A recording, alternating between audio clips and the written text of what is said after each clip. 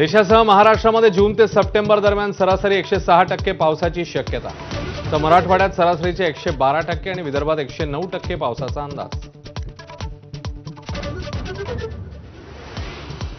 लातूर आणि अहिल्यानगरमध्ये ढगफुटी सदृश पाऊस, सर्व रस्ते पाण्याखाली. मांजरा रेना नदी दुथडी भरून वाहू लागल्याने अनेक गावांचा संपर्क तुटला. जालन्यामध्ये ओढ्याच्या पुरातून जाण्याचं धाडस तरुणाच्या अंगलट, पाण्यात वाहून जाणाऱ्या तरुणाला गावकऱ्यांनी वाचवलं. तर अहिल्यानगरमध्ये पुरात अडकलेल्या 15 जणांची सुखरूप सुटका. शशांक हगवणे आणि वैष्णवीच्या लग्नाबाबत धक्कादायक माहिती समोर. 2 वेळा वैष्णवीच्या लग्नात शशांककडूनच खोडा. कसपटेंच्या संपत्तीवर नजर ठेवून केलं वैष्णवीशी लग्न. बडेजाव करण्यासाठी हगवणे कुटुंबाचा वैष्णवीच्या वडिलांवर दबाव. लग्नासाठी तब्बल 1.5 कोटींचा खर्च. रिसॉर्टचं भाडं 10 लाख, तर स्टेजच्या सजावटीवर 22 लाखांची उधळपट्टी. गळा आवळल्यामुळेच वैष्णवी हगवणेचा मृत्यू झाल्याचं फॉरेन्सिक अहवालातनं समोर. तर वैष्णवीच्या शरीरावर अनेक जखमा आढळल्याचंही नमूद.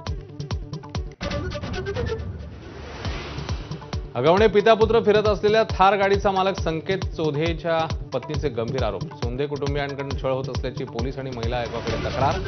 तर क्रेटा गाडी देणारा मोठा भाऊ सुयश चोंधे अटकेत. कॅबिनेट मंत्री संजय शिरसाट यांच्या मुलाविरुद्धचे आरोप महिलेने मागे घेतले. आरोपांवरून राजकारण न करण्याची विनंती. प्रकरण दाबण्याचा प्रयत्न होत असल्याचा अंजली दमानी यांचा आरोप.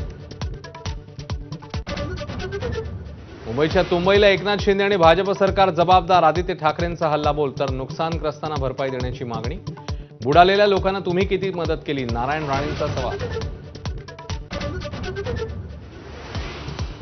गृहमंत्री अमित शहांच्या हस्ते वर्षा बंगल्यावर छत्रपती संभाजी महाराज राज्य प्रेरणागीत पुरस्कार वितरण. स्वातंत्र्यवीर सावरकर प्रतिष्ठानला पुरस्कार. पावसात झालेल्या शेती आणि घरांच्या नुकसानीची सरकार देणार भरपाई. चंद्रशेखर बावनकुळेंची घोषणा. केंद्राच्या नियमानुसार मिळणार मदत. आयकरदात्यांसाठी केंद्राचा महत्त्वाचा निर्णय. इन्कम टॅक्स रिटर्न भरण्यासाठी 1.5 महिन्याची मुदत वाढ. 31 जुलैऐवजी आता 15 सप्टेंबरपर्यंत रिटर्न भरता येणार.